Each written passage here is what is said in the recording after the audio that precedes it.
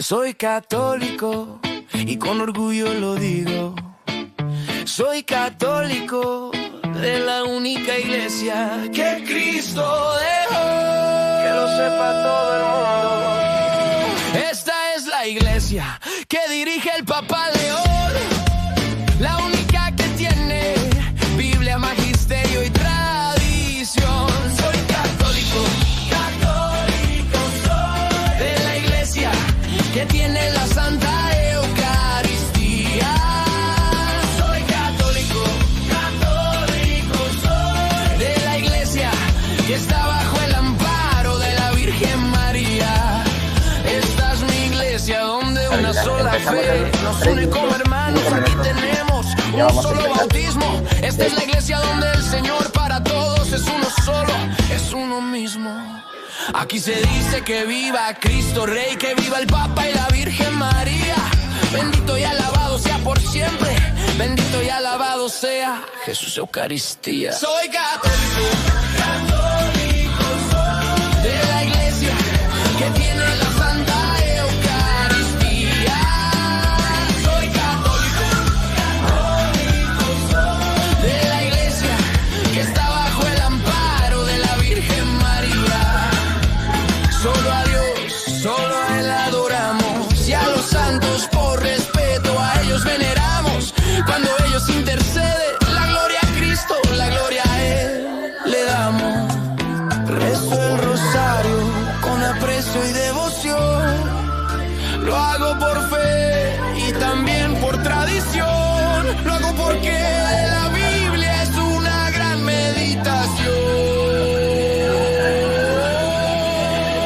Soy católico, católico soy. De la iglesia que tiene la Santa Eucaristía.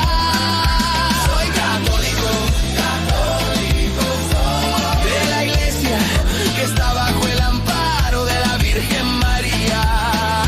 Soy católico, católico soy. De la iglesia que tiene la Santa Eucaristía. Soy católico,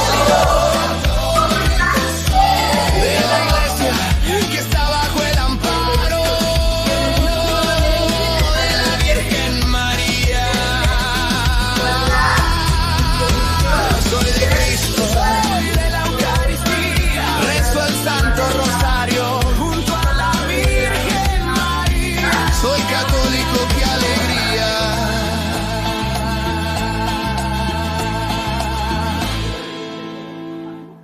Espíritu Santo, te pedimos que el conocimiento que hoy vamos a recibir se mantenga en nosotros para ser mejores personas, mejores seres humanos, mejores padres de familia, mejores hermanos, mejores hijos. Ayúdanos, Señor, a llevar tu palabra a quienes no saben nada de ti.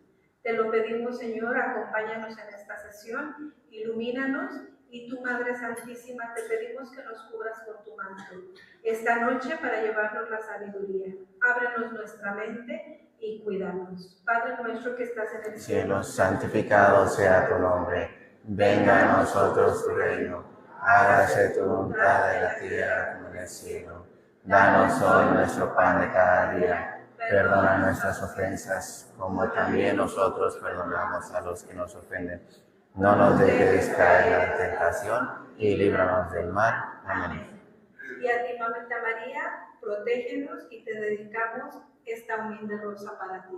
Dios te salve María, llena eres de gracia, el Señor es contigo. Bendita eres entre todas las mujeres y bendito es el fruto de tu vientre, Jesús. Santa María, Madre de Dios, ruega por nosotros los pecadores, ahora y en la hora de nuestra muerte. Amén. ¿Me prestarías 5 minutitos de bebé? Del Hijo y del Espíritu Santo. Amén. Bueno, como les adelantamos la semana pasada, hoy nos toca ver el tema de las Sagradas Escrituras. Es un honor para mí presentar a esta persona por muchos conocidos en la parroquia. Creo que yo puedo decir 1000 cosas de él, pero creo que Martín puede expresarse de mejor manera que él.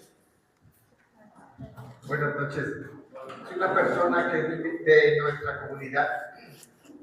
El gran amigo José Carlos, de cual nos va a dar el tema el día de hoy. Y se lo agradecemos con un fuerte aplauso, por favor.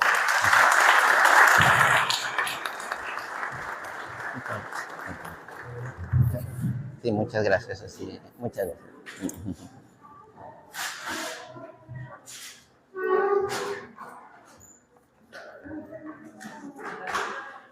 Muy buenas noches. Fíjense, voy a hacer como una pequeña extensión de la oración que ahorita acabamos de hacer. Pónganse un momento más de pie, por favor, nada más para estas últimas palabras. Sí. Señor, para que nos guíes en tu palabra, Espíritu Santo, fuente de luz. Espíritu Santo, fuente de luz. Espíritu Santo, fuente de luz.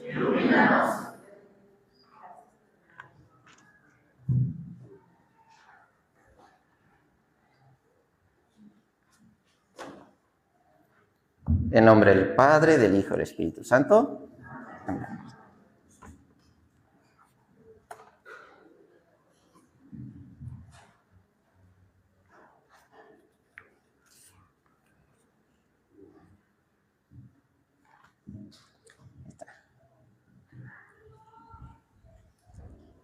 Es algo que voy a hacer al final. No me saquen la hojita, por favor. Muy bien. Vamos a empezar con este tema que son las Sagradas Escrituras. Fíjense, ahorita ya se pueden sentar.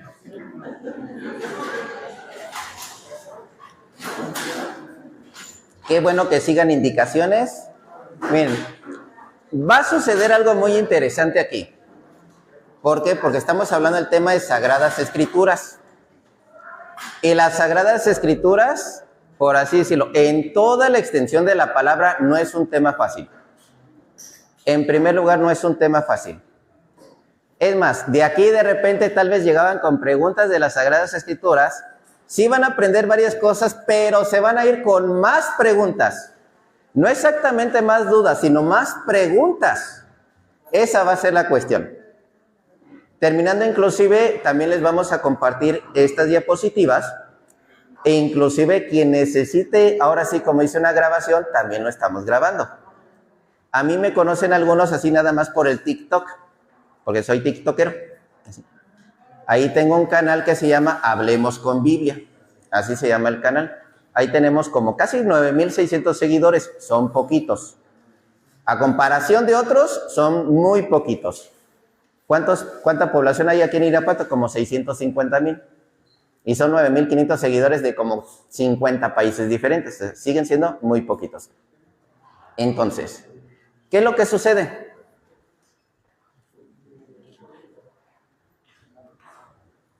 ¿Qué es lo que sucede? Simplemente, empecemos con esto. ¿Qué son las Sagradas Escrituras? Normalmente los tenemos conocidos como la Biblia, un canon de 46 libros, Antiguo Testamento y Nuevo Testamento. Así es como normalmente lo tenemos conocido. A ver, déjenme ver algo aquí porque creo que hay algo que no...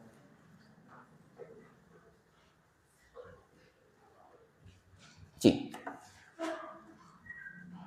Normalmente lo tenemos conocido como la Biblia, un canon de 46 libros, Antiguo Testamento, 46, y 27 del Nuevo Testamento. Ahora fíjense esta situación. La palabra canon, eso sí, también recuerden que lo que es la Sagrada Escritura es lo que se tiene identificado ya, como dice, por personas, en este caso una iglesia, una autoridad, que identifica esto es palabra de Dios o que son escritos, eso que conocemos como escritos sagrados. ¿Qué es un canon? La palabra canon proviene del griego antiguo, canon, aquí está la palabra inclusive en griego, que significaba originalmente una vara de medir, caña o regla, y a través del latín canon adoptó el sentido de norma, precepto, modelo o estándar a seguir en diversas áreas, como la religión, en este caso, los textos sagrados, porque también hay cánones para el arte, para la música. En este caso va a ser de los textos sagrados. Entonces, en ese sentido, una caña de medir o una medición. ¿Cómo se hizo el canon? Fue un proceso gradual de reconocimiento, basándose en la autoría apostólica, culminando en los concilios. El canon Muratori, en el año 170, fue el primer intento. Se empezaba a desarrollar una Biblia. En el 382, el Papa San Dámaso I declara la Biblia palabra de Dios con 73 libros. En el Concilio de Hipona, en el 393, y Cartago, en el 397 y 419, confirman la lista de los 27 libros del Nuevo Testamento. Ahí se confirma. En el Concilio de Trento, en 1546, la Iglesia Católica reafirmó, si ya estaba firmada, se reafirmó su canon más amplio, incluyendo los deuterocanónicos, respondiendo a las críticas de Martín Lutero y los reformadores. ¿Quién es este Martín Lutero? Varios de ustedes lo conocen como el iniciador de los protestantes. El que arrancó el protestantismo. Ahora, ¿qué son los versículos y capítulos?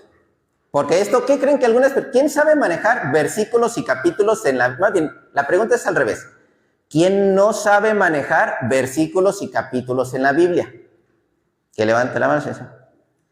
Apenas con ese van en un arranque así. Esto es como que algo básico. Esto es como la escuela de matemáticas, esta parte.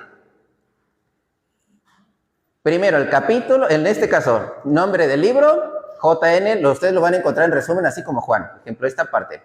Normalmente al principio de sus Biblias van a encontrar lo que son esas abreviaturas. JN Juan. El capítulo es el que normalmente encuentran en primero o en grandote. Después van a encontrar una coma. Cuando normalmente es Biblia protestante les ponen hasta 2 puntitos. Pero aquí una coma y el número 13, que es el versículo.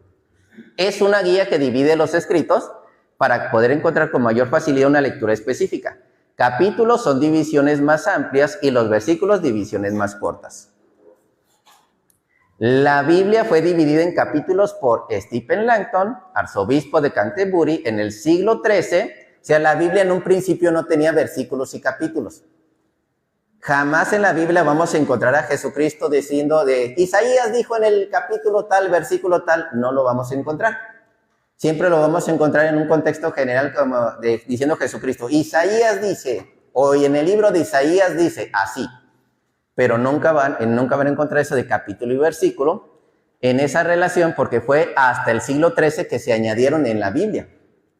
Y los versículos fueron numerados por un impresor parisino, Robert Estienne, en el siglo XVI. Ahora fíjense, estos ejercicios, pongan atención con esta parte, atentos con esto. Esta, digamos, es como la parte de matemáticas y a partir de aquí en adelante ya hasta van a entender por qué de repente, hasta cuando van leyendo lo que es las lecturas que vienen, digamos, en el misal, van a entender, bueno, ¿por qué me dice aquí como que Juan capítulo 2, versículo 13, guión, versículo 15 y así? Van a entender esos detalles. ¿Cuál libro es? ¿Capítulo? ¿Versículo? Fácil. Ahora,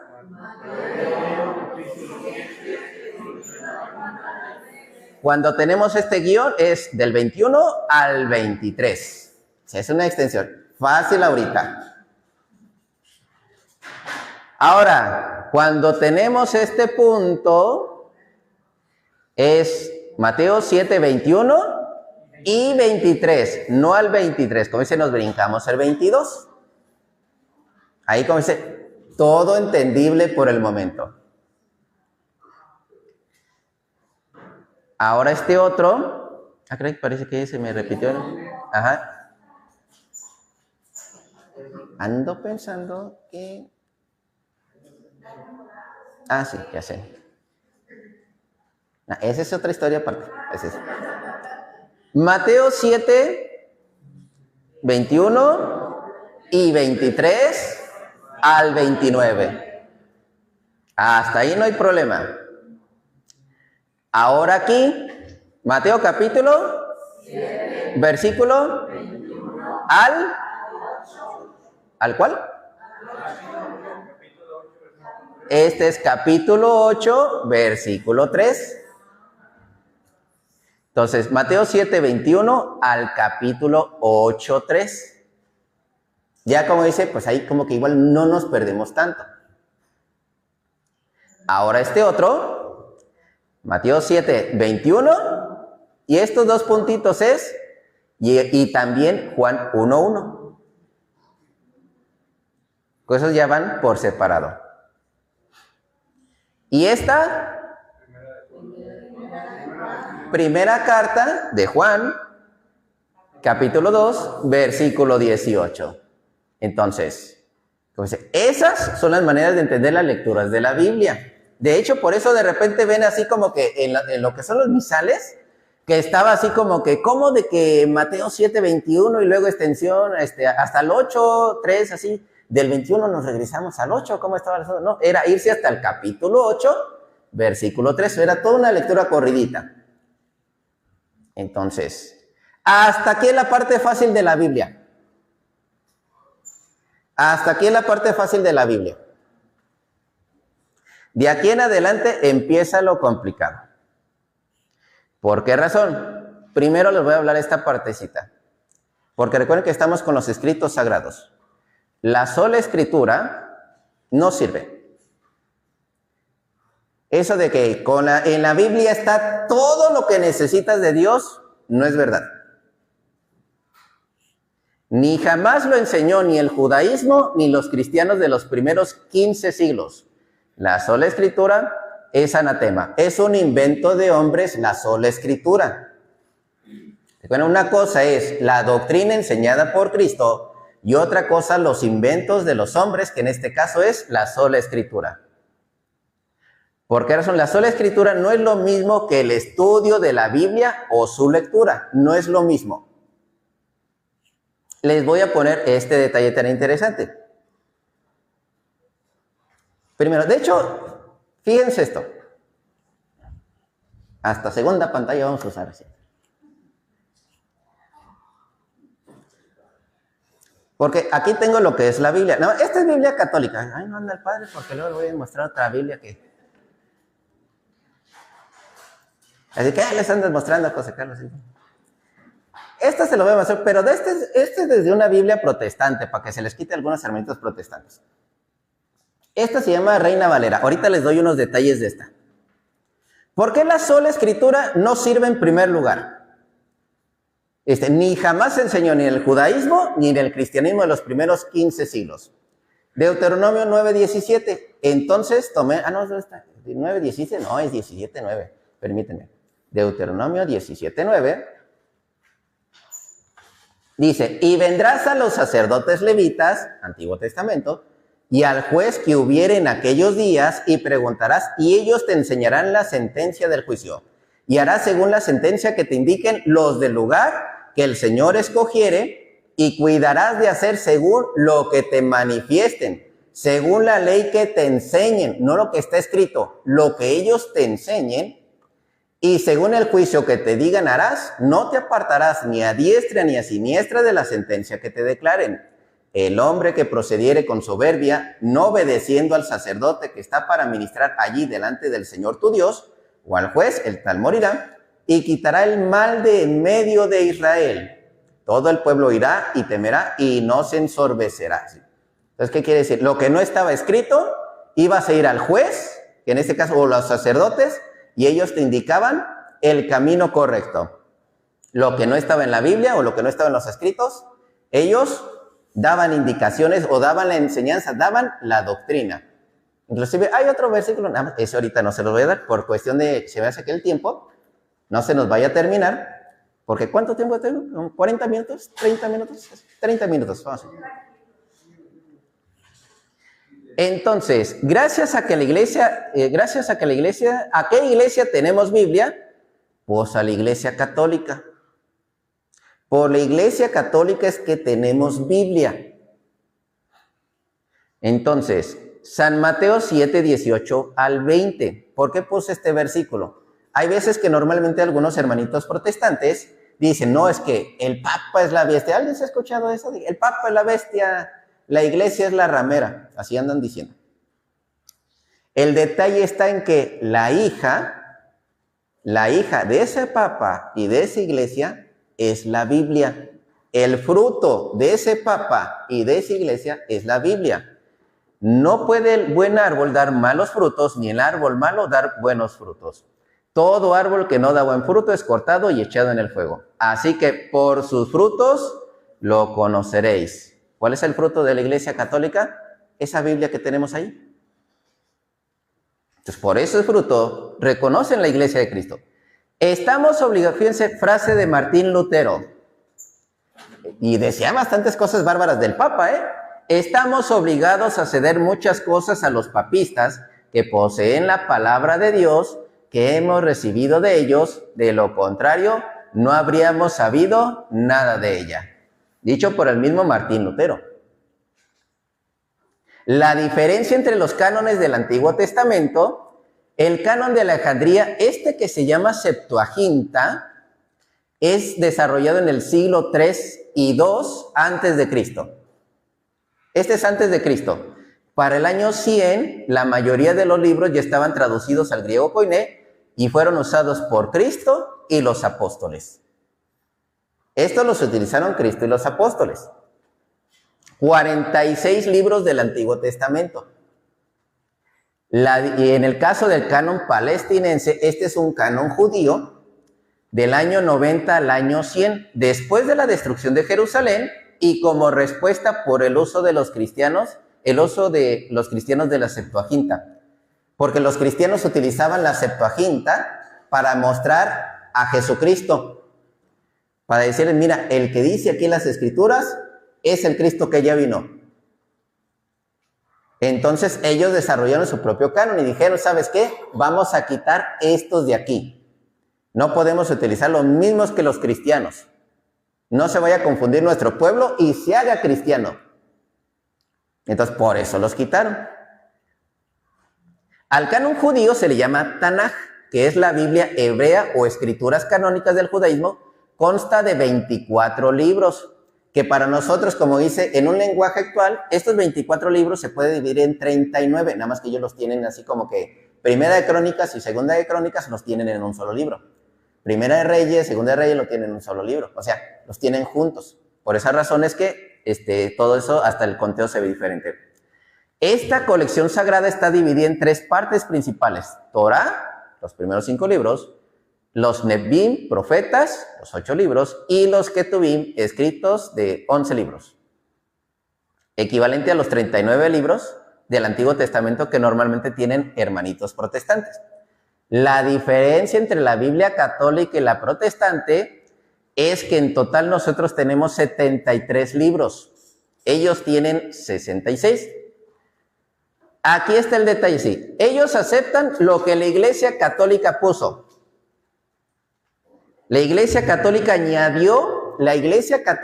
añadió 27 libros a lo que hoy conocemos como Biblia.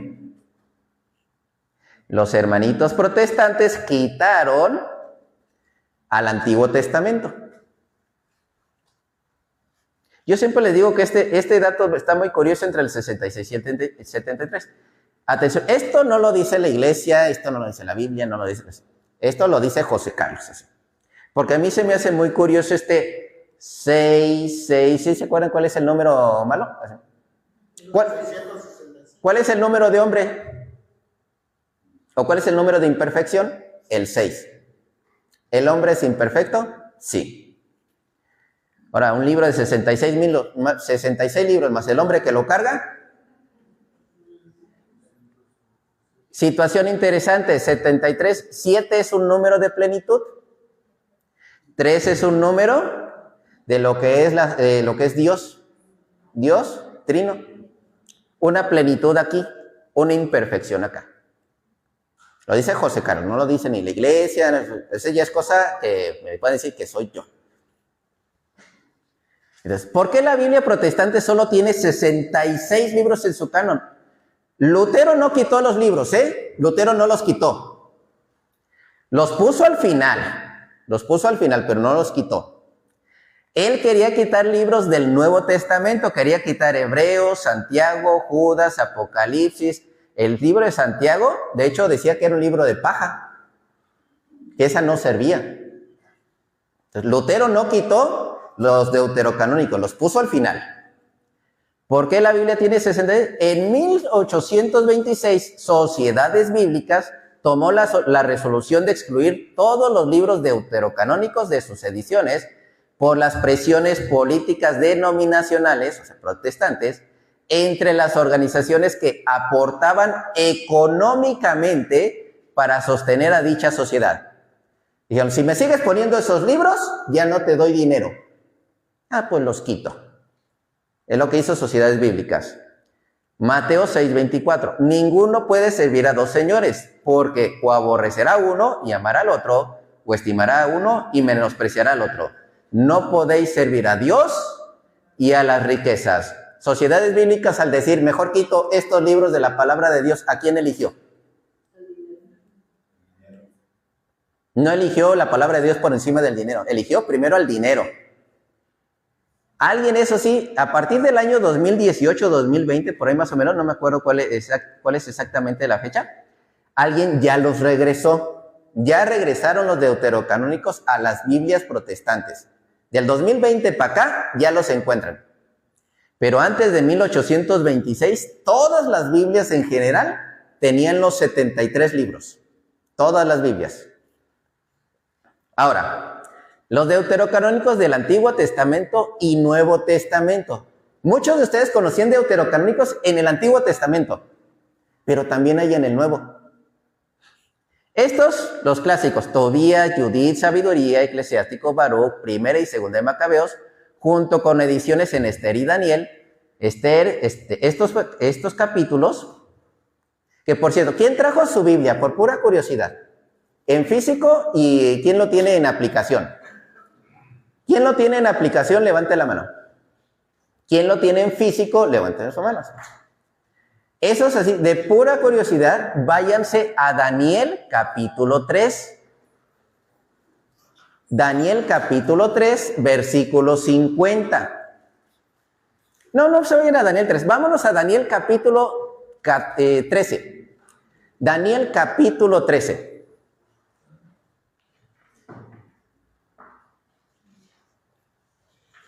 Ahorita me avisan si alguien no encuentra Daniel capítulo 13. Del libro de Daniel, el capítulo 13.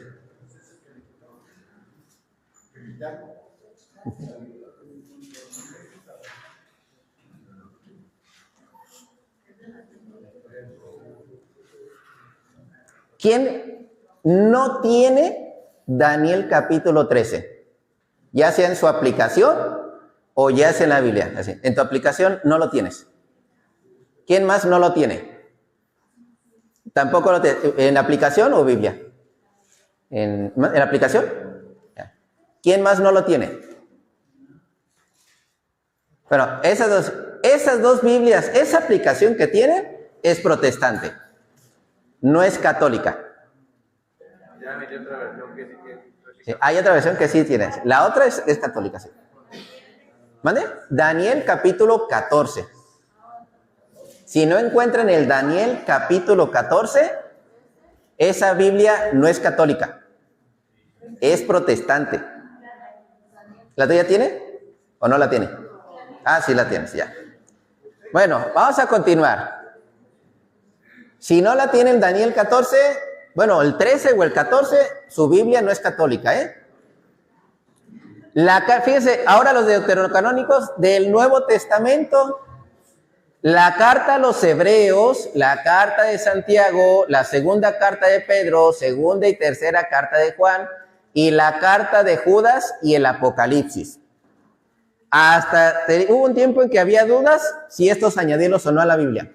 Esos son deuterocanónicos del Nuevo Testamento. Fíjense, para profundizar en la Biblia necesitas aprender fuera de la Biblia. La iglesia, magisterio, catecismo, patrística, etc. Para aprender de la Biblia necesitas aprender fuera de la Biblia. Lo necesitas y mucho. Yo les digo que yo me voy despacito. Normalmente, yo ya llevo como 6 años estudiando la Biblia, desde que agarré mi primer versículo. Ahorita nada más me sé como 2,500 versículos, exactamente dónde están. Como 9,000 en contexto de los 40,030 que tiene la Biblia en diferentes Biblias. Ya porque también me puse a leer otras Biblias. De hecho, me iba a traer unas Biblias, pero ya no me copiaron en la mochila. Dice, la Biblia es un resumen de muchas cosas que están fuera de la Biblia o en la tradición oral. La Biblia es un resumen. Se las pongo de manera rápida el Antiguo Testamento y el Nuevo Testamento. ¿Se acuerdan que en el Antiguo Testamento cada ratito encontramos que Dios mandó matar fulano de tal? O que Dios me dijo que matáramos a estos fulanos. ¿Sí se acuerdan que así aparece mucho en el Antiguo Testamento? O como que Dios castigó a tantos. Y en el Nuevo Testamento no. Como en el Nuevo Testamento encontramos a Dios muy amoroso. Entonces, ¿qué son dioses diferentes o algo así? No. En resumen, como para entenderlo, el Antiguo Testamento es lo que el hombre entendía de Dios. Lo que el hombre entendía de Dios. Les pongo un ejemplo. Si aquí anda, mira un niño chiquillo de travieso, y ahí anda la mamá. Si sigues de travieso y te caes, si sigues de travieso, Dios te va a castigar. Y de repente el niño se cae. ¿Ya ves? Diosito te castigó. ¿Pero Dios lo castigó? No. Era una interpretación de hombre. Eso es lo que se me hace curioso de los 46 libros del Antiguo Testamento. Porque ese 4 es un número como de la tierra. Y el número 6 es un número de hombre en imperfección. Lo que el hombre entendía de Dios. Entonces, y en el Nuevo Testamento es Dios mismo hablando de Dios. Por eso también se me hacen muy interesantes esos números del 27 en el Nuevo Testamento. Porque es Dios y hombre, Jesucristo, Dios y hombre, explicando la plenitud de Dios, explicando quién es Dios. Ese número 7 que es la plenitud. Les digo, eso es lo que a mí se me hace curioso. Ahora, San Juan 20, 30 y 31 hizo además Jesús muchas otras señales en presencia de sus discípulos, las cuales no están escritas en este libro. Hizo muchas cosas Cristo, pero no están ahí. Pero estas se han escrito para que creáis que Jesús es el Cristo, el Hijo de Dios, y para que creyendo tengáis vida en su nombre. Y también, Hechos 20:35, en todo se ha enseñado que trabajando así se debe ayudar a los necesitados y recordar las palabras del Señor Jesús que dijo, más bienaventurado es dar que recibir. ¿Esta qué tiene que ver el Hechos 20:35 con la tradición oral? En el que dice, dijo nuestro Señor Jesucristo, más bienaventurado es dar que recibir. ¿En cuál de los 4 evangelios lo dijo Jesucristo? ¿En qué es mejor dar que recibir? En ninguno de los 4 evangelios. Es parte de la tradición oral. Porque esta parte es bienaventurado es dar que recibir, más bienaventurado es dar que recibir. No está en ninguno de los 4 evangelios. Es parte de las enseñanzas de Cristo que no se escribieron en los evangelios. Por eso le digo, la sola escritura no es suficiente. Es como una coma. Es que esta creo que la copié de una Biblia protestante y por eso me apareció el... Es coma. ¿Le pueden poner coma o 2 puntos? Pero sí, una coma. Sí, capítulo 20, versículo 35. Sí, ese se me pasó. Es que le estuve copiando de aquí de esta Biblia. También es recomendable ver diferentes traducciones y mucho mejor revisar los escritos más antiguos, que de hecho la Iglesia Católica ya lo ha hecho por ustedes. Traducciones del griego, del hebreo y del arameo. Dato curioso en la Biblia, es el único libro en que cuando cambia el lenguaje, en este caso cuando pasó del hebreo al griego y del griego al latín, empezaba a revelar más cosas y más cosas y más cosas. Un mismo texto revelando más cosas. ¿A qué me refiero? ¿Quién aplastó la cabeza de la serpiente en Génesis 3:15? María. Aquí el dato curioso. El texto es muy significativo ya que en la crítica textual nos revela varios detalles interesantes. Cuando vemos el texto en hebreo, aquí de una traducción masorética, se utiliza el pronombre hu, que no necesariamente se refiere siempre a una tercera persona singular. Esto implica que cada ser humano descendiente de la mujer tendrá la facultad de aplastarle la cabeza a la serpiente. Por eso algunas traducciones en la Biblia dice, te pisará la cabeza, hablando de la descendencia. La descendencia, te pisará la cabeza. La traducción en griego se utiliza el pronombre autos. Este pronombre hace referencia a la tercera persona del singular masculino. Nos habla de alguien ya determinado. Esto implica que una figura masculina, muy concretamente, será quien aplaste la cabeza de la serpiente. Por eso en algunas traducciones de Biblia vamos a encontrar que dice, Él te pisará la cabeza. ¿A qué nos referimos de Él? Cristo. Y cuando hablamos del latín, vulgata, se utiliza el pronombre ipsa, singular femenino. Esto implica que quien aplastará la cabeza a la serpiente será una mujer. Es donde ahí encontramos esta de que esta que pisa la cabeza de la serpiente, su descendencia también pisará la cabeza de la serpiente. Y nosotros en Cristo nos convertimos en hijos. Y a María también la tenemos por madre. Entonces, estos tres coinciden.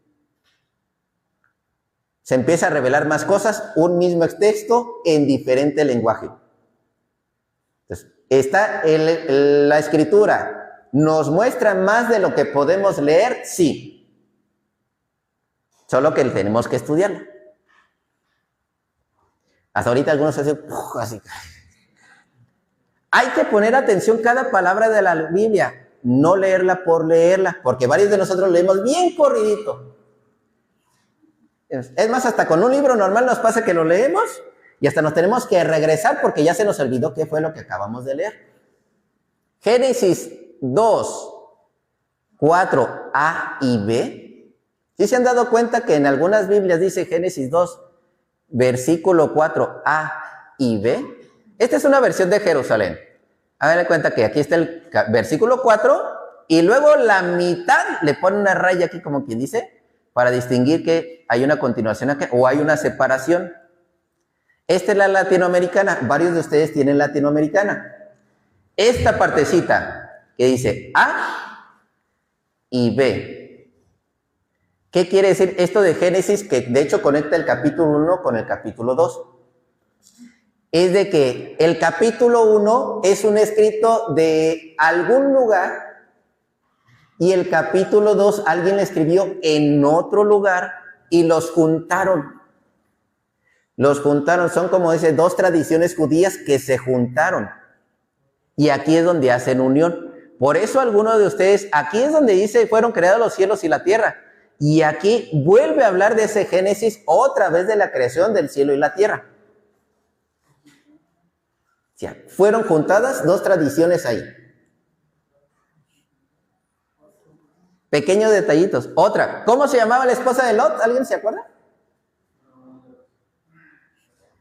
La Biblia no lo menciona.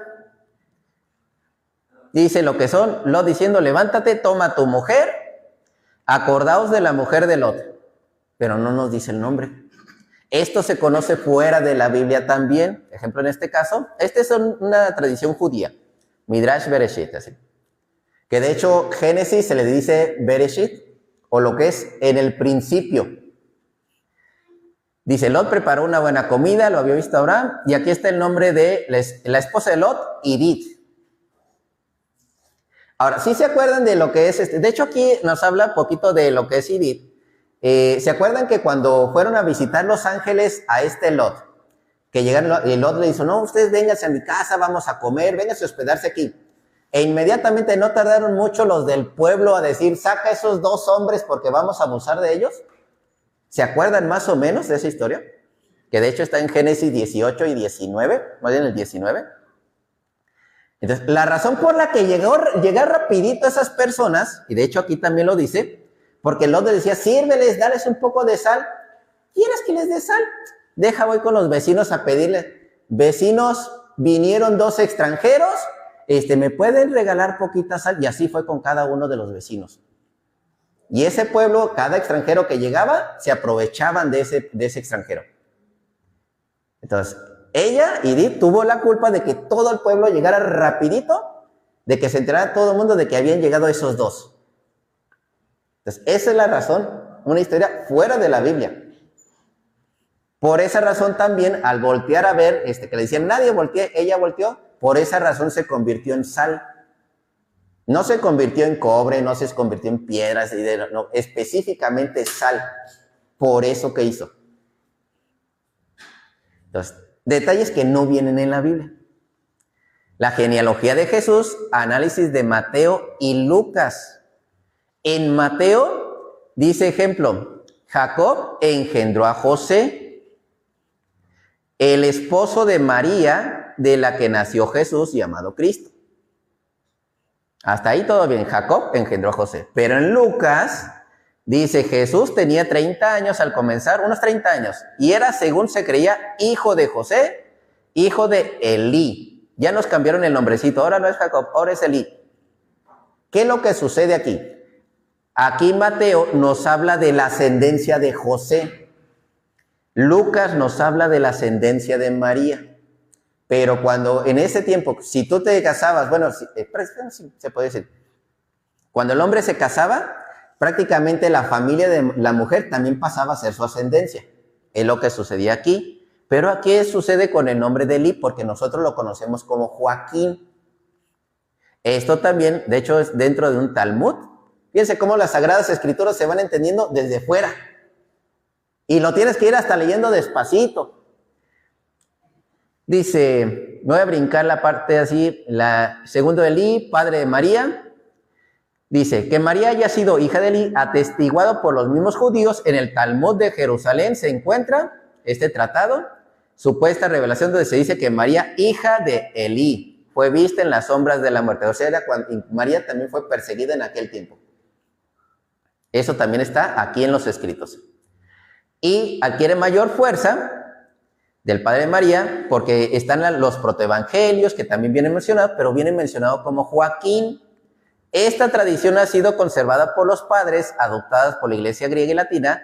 El Alcorán reconoce también, ahora también Joaquín o Eliaquín son nombres sinónimos, de los cuales Elí no es más que un diminutivo. Por eso encontramos que Elí se encuentra en la Biblia, un diminutivo de Joaquín. Entonces, ahí están esas conexiones también. Entonces, Mateo, Marcos, Lucas, ¿qué tanto cambiarán los sinópticos? Fueron dirigidos a públicos diferentes, también por eso se llega a omitir o añadir detalles. En unos encontramos más detalles que en otros, dependiendo a qué público ha sido dirigido. Mateo, una cultura judía; Marcos, una cultura gentil; a Lucas, a Teófilo, lo que le fue transmitido por la tradición. De hecho, Lucas maneja muchos secretos apostólicos. Lucas maneja varios secretos apostólicos. Les digo una así de rápida. Lo que es, Lucas también escribió Hechos de los Apóstoles. En el libro de Mateo nos aparece cómo se debe bautizar, en el nombre del Padre y del Hijo y del Espíritu Santo. En Hechos de los Apóstoles, Lucas pone que los que han sido bautizados en nombre de nuestro Señor Jesucristo, o en nombre de Jesús, o en nombre de Jesucristo, ¿sí? Entonces, uno dice, bueno, ¿por qué ninguno bautizó en el nombre del Padre y del Hijo y del Espíritu Santo? Porque era un secreto apostólico que estaban manejando. ¿A qué sentido? El que no estuviera entre los cristianos, y tú decías, es que es bautizado en nombre de Jesús, no sabía cuál era la fórmula. En nombre del Padre y del Hijo y del Espíritu Santo era la fórmula, los que habían sido bautizados en nombre de Jesús. De hecho, hay un libro que se llama Didache, es del siglo I, que dice, los bautizados en nombre de nuestro Señor Jesús utilizan la fórmula en nombre del Padre y del Hijo y del Espíritu Santo. Aquellos que nada más andan de espías no sabían que esa era la fórmula, porque había espías en aquel momento que los querían deshacer. Querían, ahora sí como dice, culparlos a cada ratito para que se deshicieran de los primeros cristianos. Entonces, secretos apostólicos. Un problema en algunas traducciones, ejemplo, es el que me encanta, pero no la conoció hasta que dio a luz a su hijo primogénito y le puso por nombre Jesús. Entonces, aquí, esta es Reina Valera, esta es Biblia protestante, la más común. El detalle está en que dice, dio a luz a su hijo primogénito. La interlineal, este es el griego. Estaba conociendo a ella cuando dio a luz hijo y llamó el nombre de él Jesús. ¿Dónde está el primogénito? Aquí no está. Algunos las añaden según para que tenga una mejor interpretación. Ahora, esta situación, algunos hermanitos protestantes les encanta decir, no, es que María sí se acostó con José y tuvieron un montón de hijos y no sé qué tanta cosa. Este es un versículo de ellos, ahorita les explico rápido. Fíjense cómo tienes que aprender muchas cosas de afuera para poder entender adentro. No la conocía hasta que ella dio a luz un hijo y le puso por nombre Jesús en la Biblia de Jerusalén. latinoamericana, que es la que tienen ahí, mejor traducción, sin que hubiera tenido relaciones, dio a luz un hijo al que puso por nombre Jesús, sin que hubiera tenido relaciones. Por eso la importancia de este no. Ese no estorba. ¿Cuál es la diferencia entre no la conocía o la diferencia y la conocía? Porque prácticamente a la hora de leerla dice lo mismo, en nuestro español. Pero en el griego de aquel momento, no.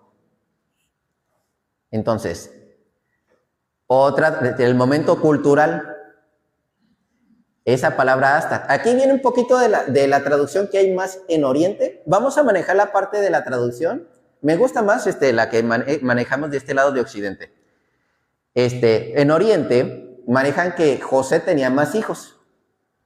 Era viudo antes de casarse con María. Era viudo. A mí no me gusta tanto esa versión, me gusta más la otra, la que manejan aquí de este lado. Entonces, ¿qué sucede con la tradición judía? Dice, si luego de la boda la mujer autoriza a su esposo que la prive de las relaciones íntimas, es permisible que se casaran y no hubiera nada. O sea, ahorita, al día de hoy que le dijeran, cásate y ya no tengas nada, algo de hacer. Que dicen, no, pues para eso me casé. Bueno, no tanto para eso, pero todos.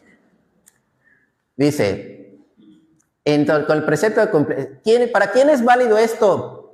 Para el que tiene hijos que ya cumplió con el precepto de fecundar y procrear, pero el que aún no cumplió dicho precepto, debe de tener relaciones íntimas cada vez que corresponde, me brinco hasta acá, hasta tener hijos. Entonces, uno debía tener relaciones hasta tener hijos.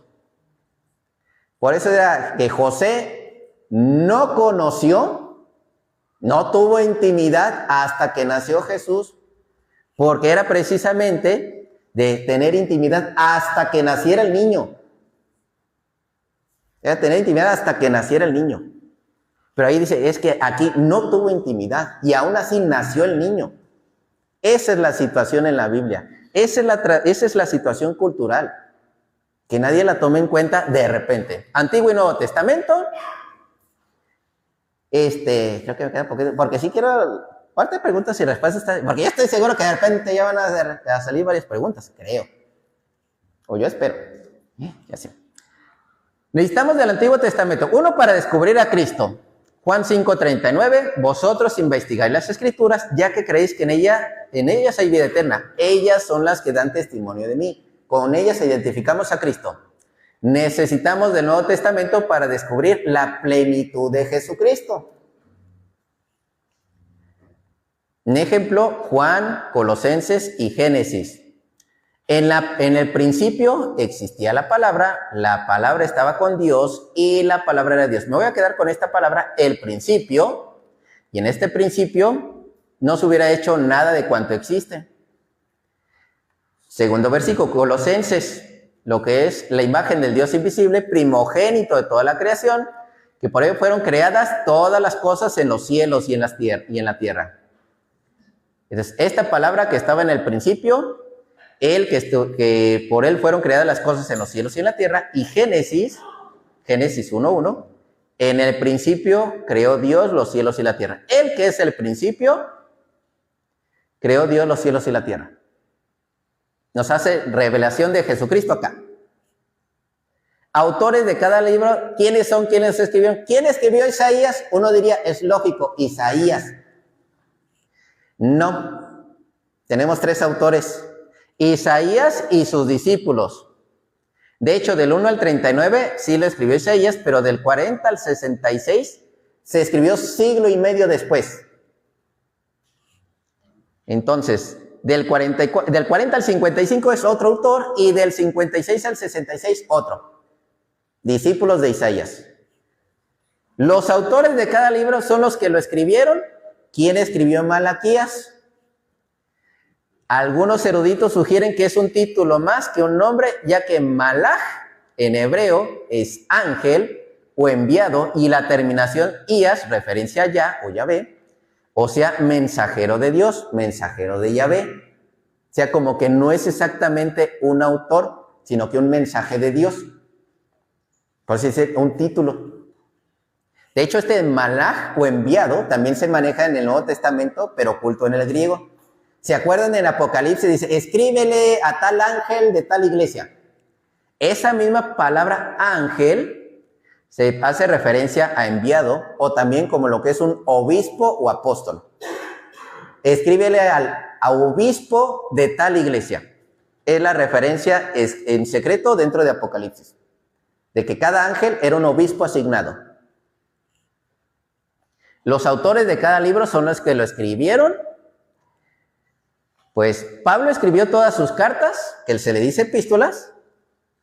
Romanos 16, 22, que es una carta que se le asigna a Pablo, dice, yo Tercio, que escribí la epístola, os saluda en el Señor. Pablo no la escribió, sí la dictó, pero él no la escribió. Alguien le ayudó a escribirla. Las cartas de Pablo se dividen en protopaulinas y deuteropaulinas. Romanos, 1 y 2 de Corintios, Gálatas, Filipenses, 1 de Tesalonicenses y Filemón. ¿Qué son las deuteropaulinas? La escribieron las escuelas de Pablo, no Pablo directamente. Efesios, Colosenses, 2 de Tesalonicenses, 1 y 2 de Timoteo y Tito. Que esas no la escribió Pablo directamente. Sus escuelas le escribieron. Y la Biblia tiene diferentes géneros literarios. Narrativa histórica, poesía, sabiduría, proverbios, profecía, evangelios, epístolas, cartas, literatura apocalíptica. Estos estilos abarcan parábolas, leyes, genealogías, cantos, esenciales para entender el mensaje original de cada libro. Entonces, ¿cuándo puedo empezar a leer la Biblia? Ya puedes empezar y te estás tardando. ¿Cuál es la recomendación para leer la Biblia? Esta es la recomendación, la Lectio Divina. Para varios que están empezando así, digo, la Lectio Divina les ayuda bastante. Esto también se los voy a compartir. La Lectio Divina es un método para orar a partir de la palabra contenida en las Sagradas Escrituras. Es un método que se remonta a los padres de la iglesia, que tuvo un momento extraordinario en la Edad Media con los monjes cistercenses y cartujos. ¿Cómo se reza? Primero se invoca, ponte en presencia de Dios e invoca el Espíritu Santo. La lectura, pregúntate qué dice el texto. Si es posible, busca alguna reflexión del magisterio. La meditación, busca qué es lo que Dios quiere decirte en este pasaje. Y la contemplación, escucha atentamente con el corazón y pon en práctica lo que Dios te ha dicho. Si no la entendieron de esta manera, aquí va otra. Esto también se los voy a compartir, Paso a la lectura. ¿Qué dice el texto? Leer el texto de manera atenta y respetuosa, sin prisas. Corazón. Meditación. ¿Qué me dice el texto? Reflejarse la palabra, interiorizar el mensaje, ahondar en la propia vida. De hecho, es lo que deberíamos estar haciendo más en la comunidad. Pero es que yo me voy mucho a enseñanza teológica. Los hermanitos sí lo hacen bastante. Yo como que me brinco el charco y ando haciendo otra cosa. Entonces, 3, espíritu, orar la palabra, pido, alabo, agradezco, suplico. ¿Qué me hace decirle a Dios tu oración?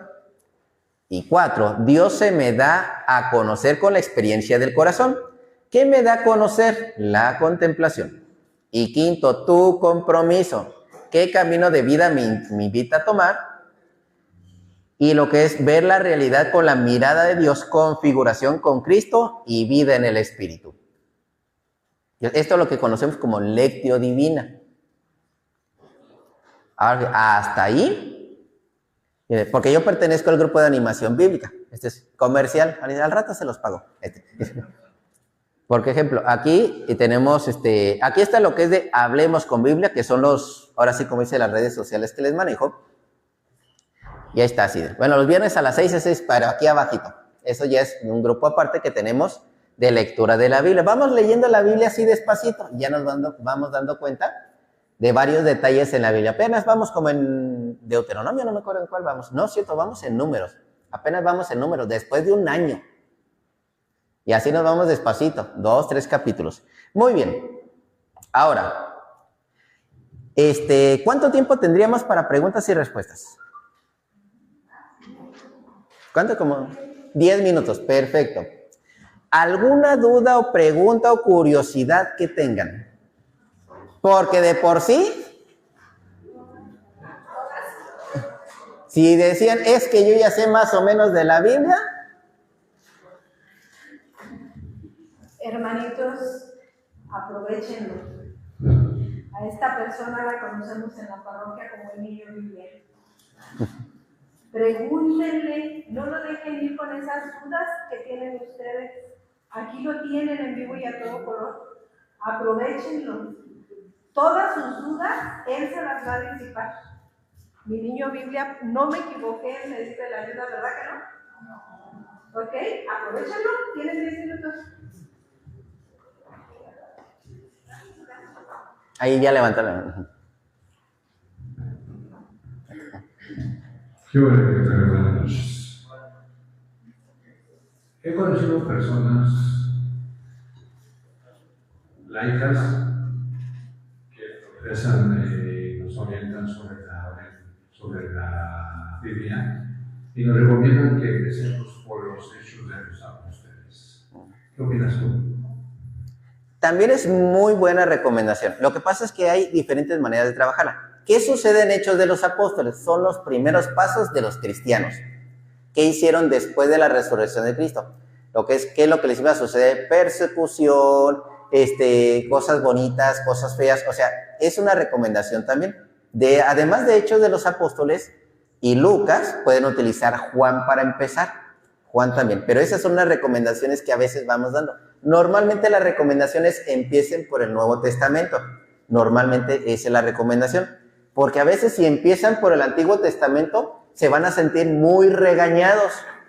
Y el detalle está que ese regaño no es para ti, era para el judío. Y tú ya no eres judío, tú eres ahora sí, como dice, cristiano. ¿Hay lecciones que puedes agarrar de ahí? Sí. Pero del Nuevo Testamento normalmente te toca más a ti. Del Antiguo Testamento no nos podemos olvidar, pero el Nuevo Testamento es más para el cristiano católico. Y gracias por preguntar, Cecita. Acá querían preguntar, así. Acá. ¿Por dónde empezar? Así. Buenas noches, muchas gracias por compartirnos todos sus conocimientos. Yo me quedé, híjole, ¿cuándo podré tener toda esa información en mi cabeza? Porque wow, es asombroso. Y esa es mi pregunta, ¿dónde nos recomienda iniciar? Porque yo me acuerdo que cuando inicié, empecé por el Génesis. Yo inicié el Génesis, pero pues llegué a un punto donde, pues, sí, no sabes ni qué, no, pero bueno, lo que he aprendido es, pues, por medio de asistir a la celebración, o escuchar el Evangelio todos los días, pero pues, sí, me gustaría, pues, iniciar a leerla, ¿no? Con más Profundidad. Exacto, sí. Entonces, por Juan nos recomienda, ¿verdad? Sí, pueden comenzar por Juan, Lucas, pero lo que es principalmente el Nuevo Testamento, pero Juan es un poquito más noble. Hola, buenas noches. Me llamó mucho la atención que mencionaste algunos números. En el Salmo 119 están incluidos 22 números principales, que están literalmente relacionados con las 22 letras principales del hebreo. Toda esta coincidencia numérica, porque finalmente la Biblia está llena de números porque hablas del número de la creación, del número de la educación, o sea, entonces sí quiere decir que todos los números tienen algún sentido en determinadas citas o... A veces sí se le podría decir de esa manera. No le puedo decir que en todos los casos. Le voy a decir ejemplo en los que no creen en Cristo. Los que no creen en Cristo, ejemplo, Juan capítulo 6, versículo 66. Juan 6, 66 dice algo muy interesante. Aquellos que no creen, ejemplo, en la Eucaristía, cuando dice nuestro Señor Jesucristo, como dice, aquel que coma de mi carne y beba de mi sangre tendrá vida eterna. Y muchos se endurecieron en su corazón Y eran seguidores de Cristo y decían, nosotros seguimos a Cristo, pero ya no lo seguían, no le creyeron. Juan 6:66, desde entonces muchos de sus discípulos volvieron atrás y ya no andaban con él. Dicen que siguen a Cristo, que son discípulos de Cristo, pero no le creen. Pequeñas coincidencias que a veces suceden en la Biblia. Bueno, a veces yo no lo diría tanto coincidencias, pero sí llega a suceder. Algunos números. Otro dato. Algunos números, como ejemplo, hay una situación interesante conmigo, así como testimonio rápido. Yo más joven decía, si la iglesia católica no es la de Cristo, yo me salgo. Porque yo decía, ¿cómo voy a andar en una iglesia falsa? Entonces primero me fui por la historia. Dije, vámonos por la historia, ¿vale? Y empiezo a buscar la historia. Dice, a ver, testigos de Jehová, que por ahí andan muy seguido. Lo vi, tienen 200 años.